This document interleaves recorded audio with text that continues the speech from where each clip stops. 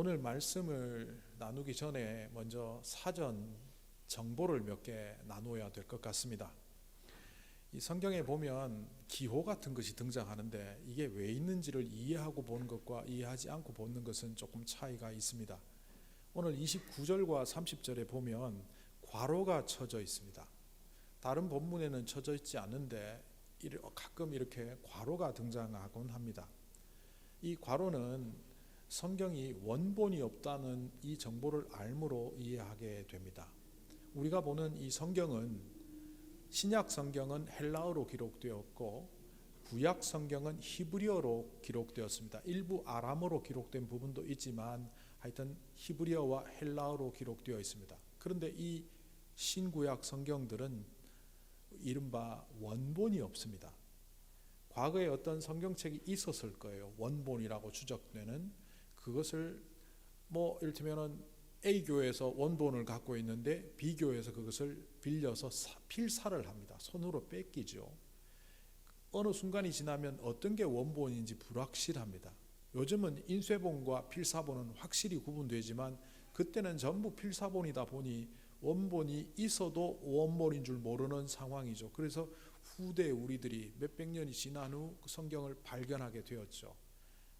로마 시대에 핍박받던 시절에는 성경을 수집할 만한 상황도 되지 않아서 4세기에 와서 성경들을 수집하기 시작했고 본격적으로 수집한 것은 근현대에 이르러서 모으게 되었습니다.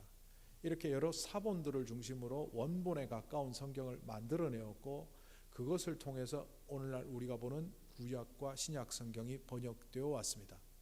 그런데 예를 들어서 한 1000개의 사본이 발견되었다 그러면 1000개의 사본 중에서 한 600개, 700개는 등장하지만 한 200~300개 사본에는 등장하지 않는 구절을 포기할 수가 없죠.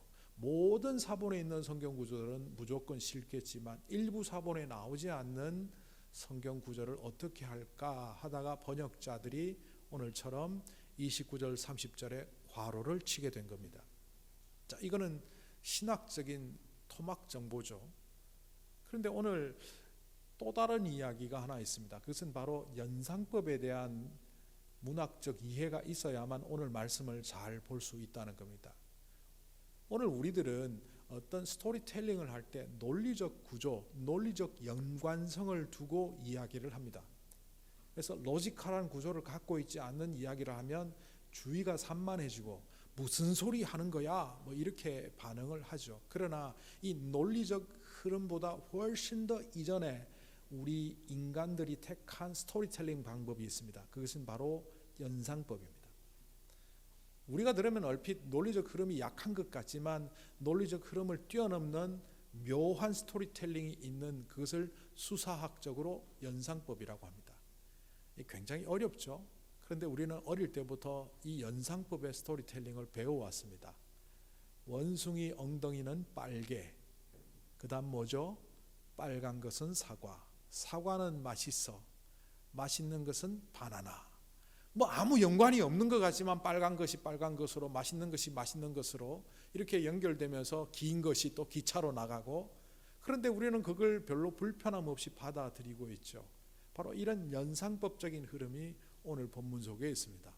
난데없이 세례 요한이 제자들을 보내서 예수님께 질문을 합니다. 그 질문은 정말 보잘것없는 형편없는 그의 영성을 드러내는 그런 질문이었습니다. 그런데 예수님은 그 질문을 듣고 봐라. 이 세례 요한도 감옥에 갇혀서 오래 있다 보니까 이렇게 되었구나. 이렇게 말씀하시지 않고 웬걸 그 보잘것없는 질문을 한 세례 요한을 갑자기 칭찬합니다. 이게 연상고리가 뭡니까? 앞에도 세례 요한, 뒤에도 세례 요한. 맥락은 흐르지 않지만 연결은 되죠. 칭찬을 하다가 갑자기 그 세례 요한을 박대한 바리새인 이야기로 건너뜁니다. 바리새인을 이야기하다가 다시 이 세대의 사람들이 예수님도 세례 요한도 받아들이지 않은 그것을 이야기하면서 마지막에 가서는 지혜는 지혜의 자녀들을 통해서 확정된다는 묘한 말씀을 하고 매듭을 지어버립니다. 연상법을 이해하지 못하면 이 중구난방 무슨 소리야?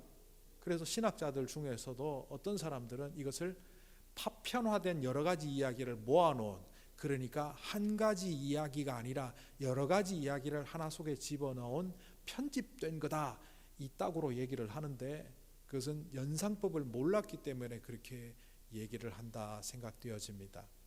자, 연상법을 이해하고 오늘 본문을 보면 쉽게 접근할 수 있습니다. 세 번째 사전 지식은 비유에 관한 이해입니다. 오늘 말씀 후반부에 보면 이 세대 사람들을 무엇에 비길까 하시고는 예수님이 장터에 놀고 있는 아이들 이야기를 합니다. 장터에 놀고 있는 아이들의 두 형태가, 하나는 피리를 부는데 춤추지 않는 것이고, 또 다른 하나는 애곡을 하는데 울지 않는 거죠. 제가 어릴 때 소꿉놀이를 많이 했습니다. 동네 애들이 모이면 여자 애들이 갑자기 앉아갖고 엄마 행세를 합니다. 5살밖에 안 된 애들이 밥 할게 그러고 돌 주워오고 모래 주워갖고 반찬하고 밥해서 딱 주죠. 그럼 저도 이제 거기서 쫓겨나지 않으려면 그걸 들고는 먹어야 됩니다. 얌얌얌얌. 그걸 갖고 이 돌을 갖고 모래를 갖고 뭐 하는 거야? 이렇게 만약 제가 한다면 그 동네 놀이터에서 쫓겨납니다. 오늘 이 아이들의 놀이 장면을 예수님이 그렇게 이야기한 겁니다. 피리를 불면 춤을 추는 것은 아이들이 결혼식 장면을 놀이화한 장면입니다. 아이들이 곡을 하면 나머지 옆에 있는 사람들이 우는 것은 장례식을 놀이화한 겁니다. 당시 아이들이 그러고 놀았습니다. 장터에서, 놀이터에서. 그런데 어떤 애가 애곡을 하는데 옆에 애가 뭐 하는 거야? 하고 판을 깨는 겁니다. 어떤 애가 막 피리를 부는데 춤을 춰야 되는데 결혼식 놀이를 하는데 나 안 할래, 가짜야 이거, 이렇게 판을 깨는 겁니다. 그런데 이 비유는 무엇을 설명하기 위함이죠? 세례 요한이 와서 금욕주의를 앞세워서 죄 씻음 받으라면서 철저히 죄인들의 회개를 외치며 마치 장례식 장면처럼 복음을 전할 때, 하나님 나라를 전할 때 바리새인들은 그것을 판을 깨어버렸습니다. 예수님이 오셔서 사람들과 어울리며 비록 죄인이지만 그들을 질타하지 않으시고 친구로 여기며 함께 식사하고 교제하며 그들에게 하나님 나라 복음을 전했을 때 또 사람들은 받아들이지 않고 판을 깨어버렸습니다. 그 판을 깨는 말을 예수님은 이렇게 말씀하셨죠. 세례 요한은 그들이 말하기를 미쳤다 말하고 나는 악당들의 친구, 먹보 마시기를 즐겨하는 사람, 그렇게 말한다. 바로 이 비유를 이해할 때 오늘 예수님이 말씀하시는 그 이야기 속으로 우리는 들어갈 수 있습니다. 자, 오늘 이 이야기에 등장하는 요한이라는 사람은 세례 요한으로 알려진 세례자 요한입니다. 이 세례자 요한이 현재 이 말씀을 예수님께 듣고 또 질문을 하는 이 누가복음의 현재적 상황 속에서 그는 감옥에 있습니다. 누가복음에는 정확히 나오지 않지만 이 누가복음과 병행 본문인 마태복음 11장에서는 이렇게 기록합니다. 요한은 그리스도께서 하신 일들을 감옥에서 전해 듣고 자기의 제자들을 예수께 보내어 물어보게 하였다. 오실 그분이 당신이십니까? 그렇지 않으면 우리가 다른 분을 기다려야 합니까? 꼭 이 병행 본문을 찾지 않더라도 예수님이 사역을 시작하는 장면이 기록된 마태복음 4장 12절에도 요한은 감옥에 있다는 사실을 알게 됩니다. 40일 금식하시고 내려오셔서 갈릴리에서 사역을 시작하는 장면을 마태복음 4장 12절은 이렇게 기록합니다. 예수께서 요한이 잡혔다고 하는 말을 들으시고 갈릴리로 돌아가셨다. 광야에서 금식하며 지내시던 예수님께서 세례 요한이 잡히신 이후에 갈릴리에서 공생애를 시작하셨다는 그런 기록입니다. 성경 외적인 기록, 이른바 요세푸스의 유대 고대사 18권에도 보면 그가 사해 동쪽에 있는 마케루스 요새에 있는 감옥에 갇혀 있었고 그 감옥에 갇혀서 지내다가 결국은 사형당했다고 역사적 문헌 속에도 등장하고 있습니다. 성경은 물론이고 역사적 문헌에까지 등장하는 이 세례 요한의 이야기는 가히 당시 사람들에게 열망과 희망을 품는 인물로 새겨져 있습니다. 세례 요한이 어떻게 알려져 있느냐? 당시 사람들에게 그가 메시아일지도 모른다는 가능성을 갖고 보고 있었습니다. 더 간단하게 얘기하면 예수님과 세례 요한을 당시에 사람들의 기준으로 보면 세례 요한이 훨씬 더 유명했다는 겁니다. 세례 요한의 유명세를 알 수 있는 구절이 성경에도 등장합니다. 가이사랴 빌립보에서, 그때는 이미 세례 요한이 죽고 예수님의 사역이 본격화되던 시점이었습니다. 가이사랴 빌립보에서 제자들에게 묻습니다. 사람들이 나를 뭐라고 인식하고 있느냐? 또 너희들은 나를 누구라고 하느냐? 이 마태복음 16장 9절에서 주는 그리스도시요 살아계신 하나님의 아들이라는 이 베드로의 고백 때문에 그 앞 상황을 우리는 놓치기가 쉬운데, 그 앞 상황을 잠깐 보면 이렇습니다. 가이사랴 빌립보 지방에 이르러서 제자들에게 물으셨다. 사람들이 인자를 누구라고 하느냐? 제자들이 대답하였다. 세례자 요한이라고 하기도 하고요, 엘리야라고 하는 사람도 있고요, 예레미야와 같은 선지자라고 하는 사람들도 있습니다. 엘리야, 예레미야는 제쳐놓고 맨 앞에 등장하는 게 뭡니까? 세례 요한의 환생이다, 세례 요한과 비슷하다라고 말을 한다는 겁니다. 유명한 사람을 갖고 유명하지 않은 사람을 빗대어서 말합니다. 예수님보다 세례 요한이 훨씬 더 알려져 있고 유명하니까 예수님이 활약을 하는 모습, 민중들에게 인기 있는 모습을 보며 사람들은 세례 요한이 환생했나 봐, 마치 세례 요한 같다, 이렇게 말하는 장면을 성경은 기록하고 있습니다. 이런 유명세를 갖고 심지어 그의 탄생 전부터 이야기가 성경에 기록된 이 세례 요한은 하나님으로부터 사람으로부터 인정받는 사람이었습니다. 그랬던 그가 예수님 앞에서 어떤 태도를 취합니까? 예수님이 사역하기 시작하기 전에 예수님이 그에게 찾아오는 그 즈음이었습니다. 아직 예수님을 본 적도 없던 세례 요한이 예수님에 대하여 그가 이렇게 소개하는 장면이 성경에 나옵니다. 나는 그의 신을 들고 다닐 자격조차 없다. 과거의 번역에 보면 신발 끈을 풀고 물고 이렇게 번역을 했지만, 새 번역에 보면 나는 그의 신을 들고 다닐 자격조차 없다. 신을 들고 다닌다는 얘기는 그 사람의 노예라는 의미입니다. 나는 예수님의 종이 될 만한 자격도 없는 사람이다라고 사람들에게 말할 뿐만 아니라 그는 이렇게 말합니다. 나는 물로 세례를 주지만 그분은 너희에게 성령과 불로 세례를 주실 뿐이다. 그리고 예수님이 그에게 세례를 받으러 왔습니다. 아직 사역을 시작하기 전에 마태복음 3장에 찾아오는 장면이 있는데 예수님을 알아봅니다. 그리고 세례 요한이 이렇게 말합니다. 내가 선생님께 세례를 받아야 되는데 당신이 어떻게 나에게 세례를 받습니까? 못합니다. 지극히 겸손한 모습을 보였습니다. 여기까지 모습을 보면 세례 요한은 만점입니다. 어떤 신학자가 일컬기를 구약에서 대표적인 인물 세 사람을 뽑으라면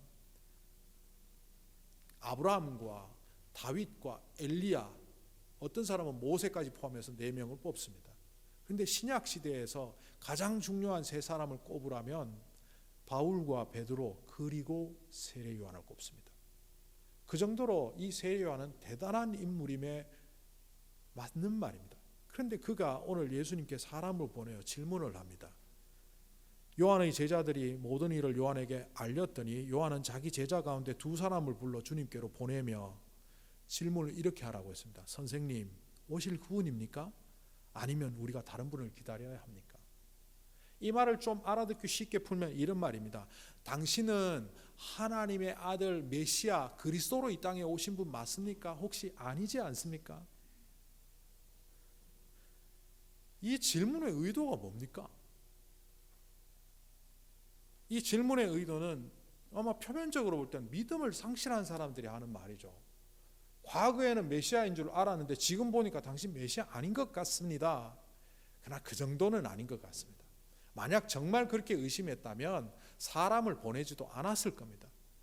자기 마음속에 올라오는 이 의심, 불확실함을 해소하기 위하여 사람을 보냈다는 것은 그는 아마 이런 상황이었던 것 같습니다.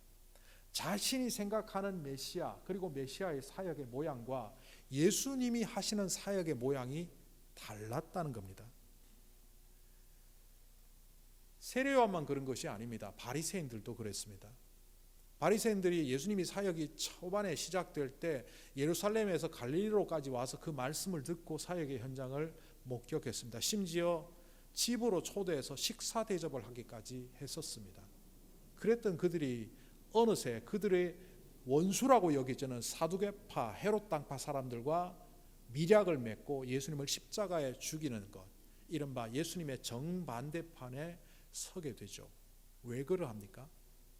자기들이 생각하는 메시아는 이래야 되는데 실제로 예수란 분이 하는 것을 보니까 저렇다라는 거죠. 안식일 논쟁을 비롯해서 죄사함의 논쟁을 비롯하여 여러 가지 규정들이 있지 않습니까? 그런 규정들에 부딪히면서 그들에게는 예수님에 대한 나쁜 감정이 생겼고 자기들이 생각하는 모양이 아닌 예수는 버려야 되는 존재로 생각했던 거죠. 바리새인만 그렇습니까? 오늘날 신앙생활을 하는 사람들이 교회를 떠나는 사람들이 있습니다. 신앙생활 잘하다가 교회를 떠나요. 그런 사람들하고 대화를 나눠보면 대부분 비슷한 이야기를 합니다. 내가 생각하는 하나님은 이래야 되는데 교회에서 가르치고 내가 접한 하나님은 저렇다라는 거죠. 그래서 결론이 뭐냐? 하나님이 없거나 하나님이 있더라도 나와는 상관이 없거나 나를 사랑하지 않기 때문에 나는 교회를 떠납니다.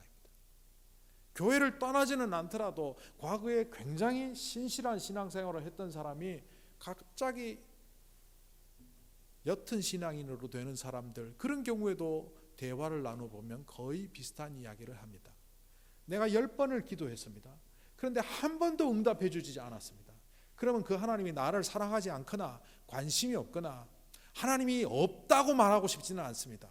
하나님이 있는 것 같기는 합니다. 그러나 그 하나님이 무소부재 전능하신 하나님이 나를 사랑하시는 하나님이라는 고백은 잘 안 나옵니다. 이런 사람들은 결국 그냥 마지못해 예배드리고 마지못해 종교인의 모습을 유지할 뿐 신앙의 기쁨을 누릴 수가 없습니다. 바로 이 늪에 빠져있는 모습이 세례 요한입니다. 세례 요한은 지금 함정의 늪에 빠졌습니다. 왜 늪에 빠졌을까 분석을 한번 해보았습니다. 감옥에 투옥된 상황이 아마 그를 굉장히 심리적 압박감으로 몰아갔을 것이다. 오늘날 감옥과는 비교할 수 없을 만큼 더럽고 비위생적이고 영양 상태가 고갈되는 그런 상황이 과거의 유대의 감옥이었습니다. 그런 감옥에서 못 먹고 고문당하고 왕권에 의하여 고난받고 있는 그의 심정은 아마 압박감과 고통이 가득했을 겁니다. 게다가 그가 직접 예수님의 사역을 눈으로 본 것이 아니라 전에 듣다 보니까 소문은 왜곡되기가 십상이지 않습니까? 왜곡돼서 들렸을 겁니다. 그리고 그 또한 유대인인지라 유대인이 갖고 있는 잘못된 사회적 통념이 있지 않습니까? 안식일 규정이라든지 기타 등등. 바리새인들이 예수님을 왜곡해서 보았듯이 그 또한 유대인이다 보니까 유대인적 관점에서 예수님을 바라보다 보니 예수님 이상한데? 뭐 이런 생각이 들었을 것 같기도 합니다. 정확히 알 수는 없지만 그 감옥에 있는 세례 요한은 예전에 가졌던 예수님에 대한 마음과는 다른 마음 쪽으로 이렇게 가고 있다는 것을 충분히 짐작하게 됩니다. 그럼에도 불구하고 세례 요한은 예수님을 붙잡고 있습니다.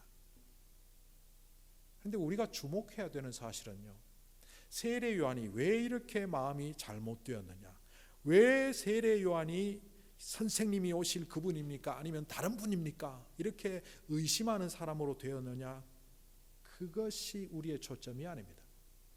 오늘 말씀을 보면 이런 세례 요한을 예수님께서 어떻게 응대하시는지, 그 세례 요한에 대해서 어떻게 평가하시는지가 우리의 주목의 대상입니다.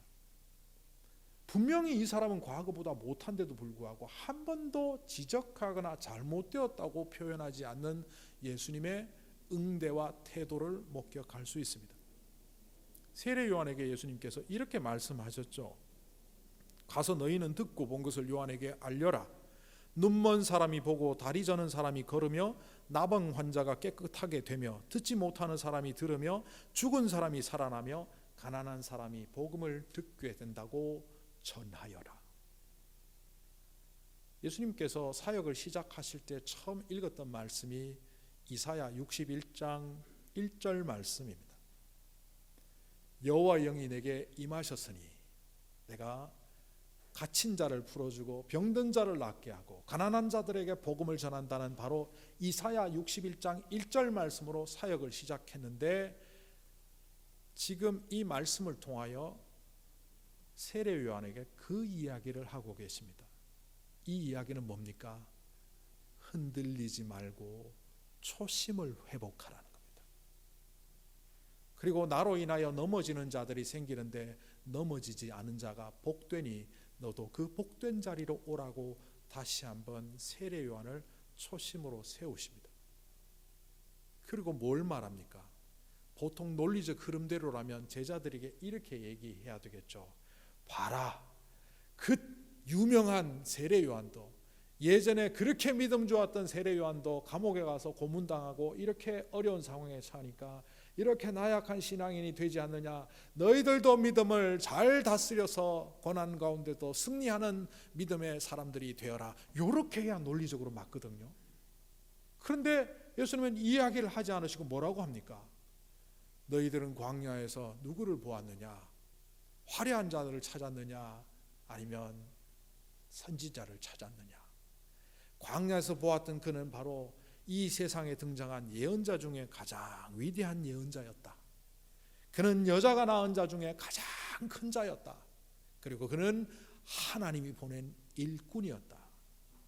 이 하나님이 보낸 일꾼이었다는 표현은 마태복음에서는 하나님이 보낸 엘리야라고 등장합니다. 왜 하나님의 일꾼으로 바꿨을까요? 말라기서에 보면 예수님이 오시기 전에 엘리야가 이 땅에 먼저 온다는 예언이 있습니다. 그 엘리야는 실제 엘리야가 아니라 세례 요한을 일컫는 말임을 우리는 알고 있습니다. 그래서 마태복음에서는 엘리야를 세례 요한에 빗대어서 이야기를 했습니다. 왜? 유대인들은 그 말을 알아들으니까요. 그런데 누가복음은 이방인들에게 말하는데 엘리야가 누군지도 모르는 사람한테 엘리야라고 하면 알아듣습니까? 그러니까 그것을 하나님의 일꾼, 신의 일꾼이라고 하면 고개를 끄덕이며 알아듣겠죠. 하나님의 일꾼, 하나님의 사자래요. 예언자 중에 예언자래요. 여자가 낳은 자 중에 가장 큰 자래요. 이만한 칭찬이 어디 있습니까? 그런데 이만한 칭찬을 받을 만한 자격이 됩니까? 당신이 진짜입니까? 이렇게 묻고 있는 세례 요한을 향하여 예수님은 왜 이런 극찬을 했을까요? 저는 이 말씀을 떠올리면 히브리서 11장 11절이 떠오릅니다. 제가 예전에 평신도로 살아갈 때 저는 히브리서 11장 11절이 좀 의아했습니다. 11장 11절에 이런 내용이 나옵니다. 믿음으로 사라는 나이가 지나서 수태할 수 없는 몸이었는데도 임신할 능력을 얻었습니다. 그가 약속하신 분을 신실하신 분으로 생각하고 믿었기 때문입니다.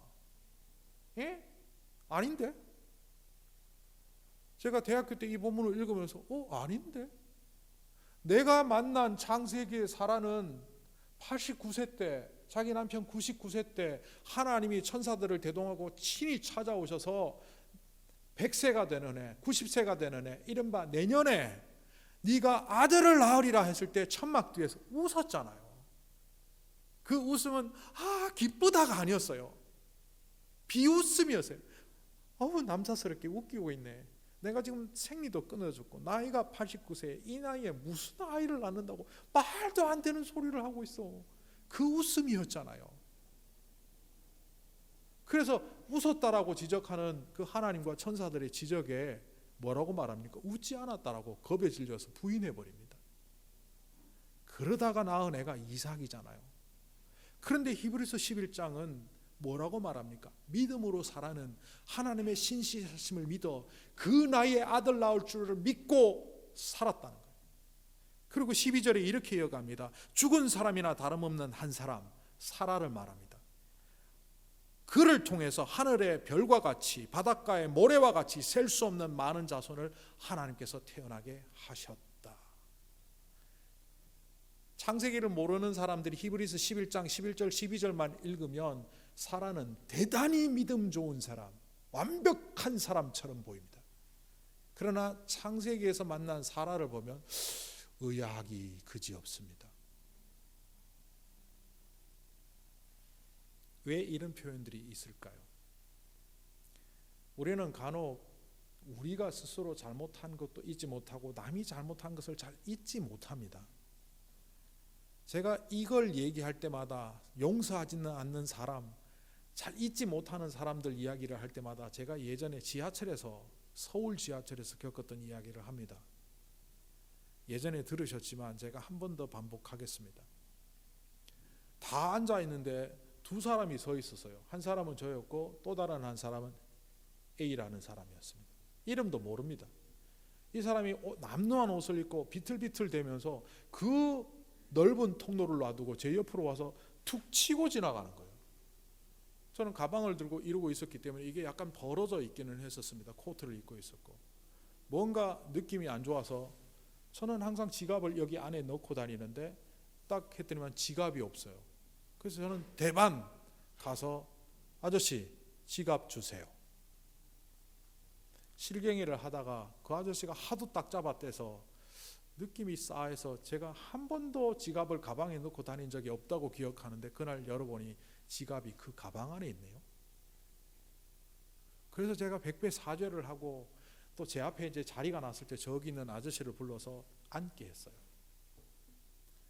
근데 그 자리에 앉을 때 그 옆에 주무시던 아주머니 가방을 이렇게 넣어드리고 이렇게 침묵 속에 있던 그분이 갑자기 눈을 뜨더니만 아저씨가 이쪽에 앉으니까 가방을 반대로 돌리면서 눈은 거의 도둑놈 보는 눈으로 쳐다보더라고.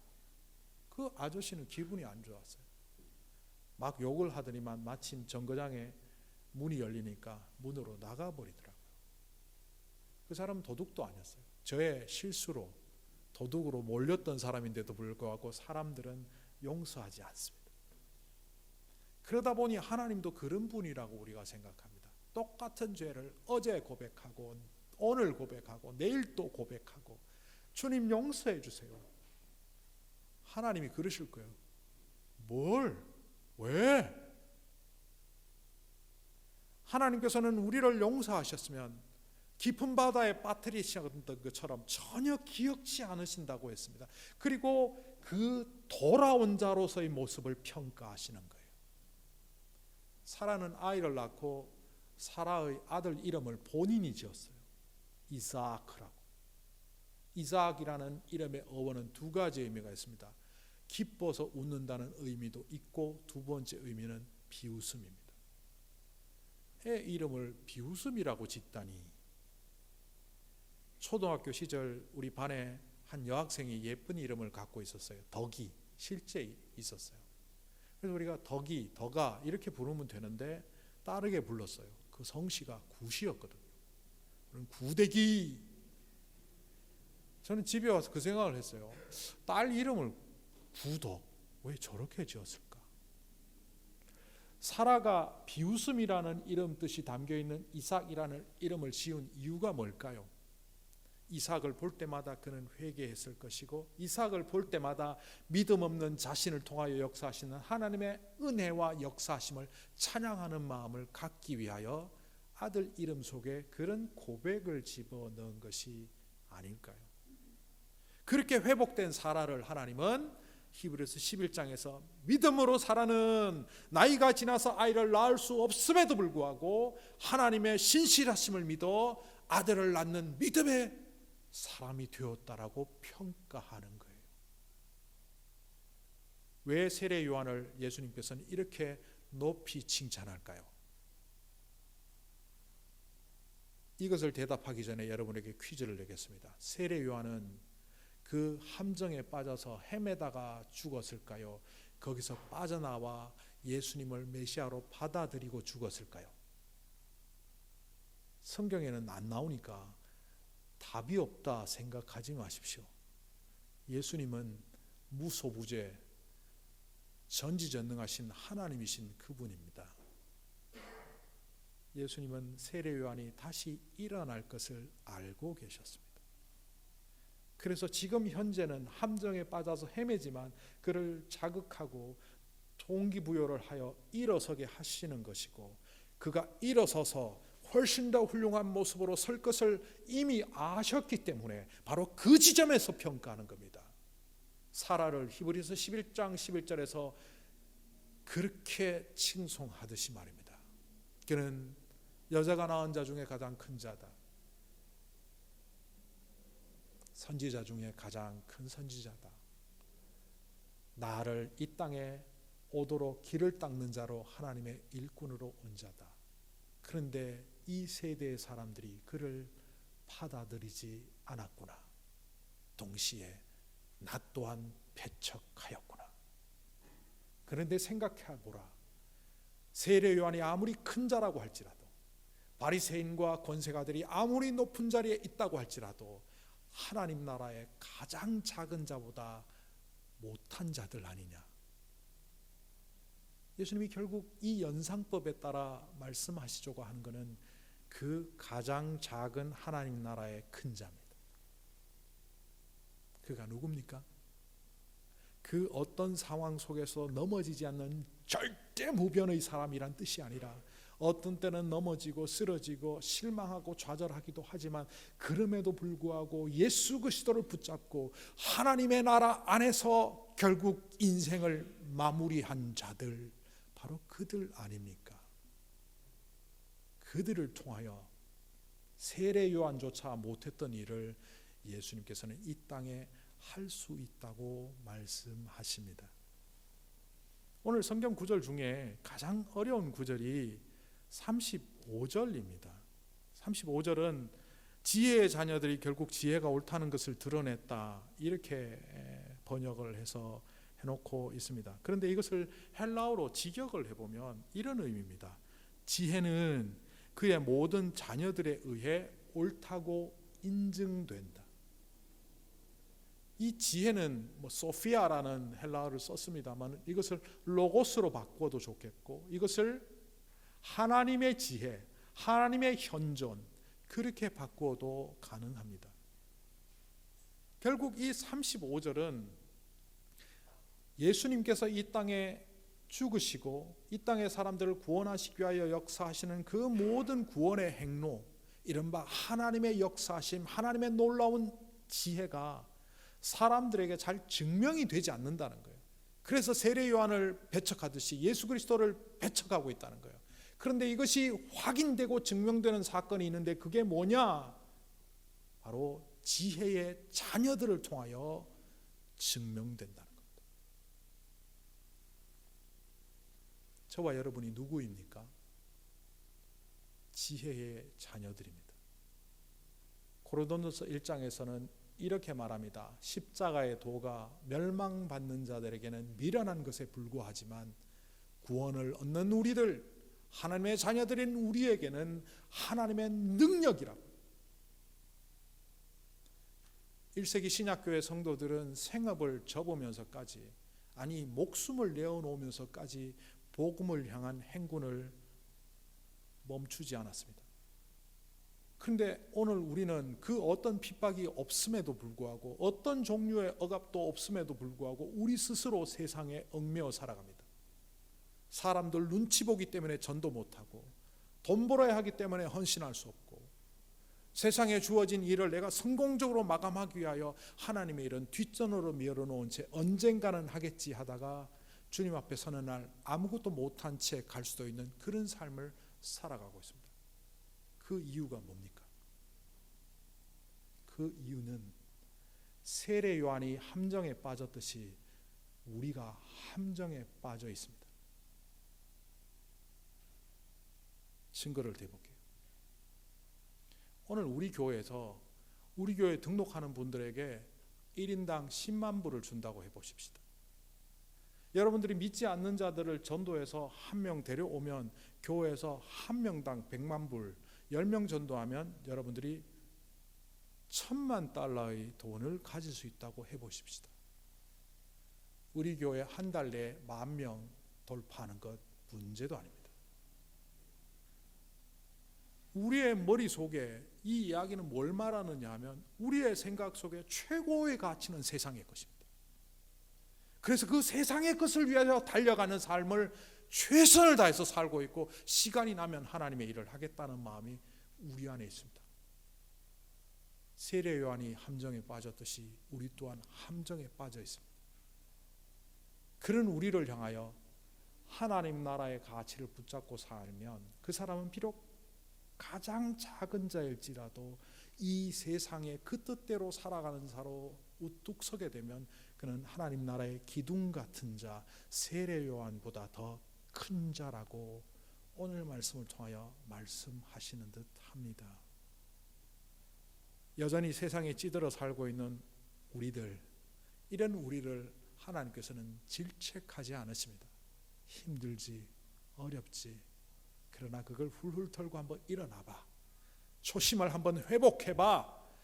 내가 너희를 통하여 역사할 그 위대한 하나님의 나라를 다시 한번 품고 달려가봐.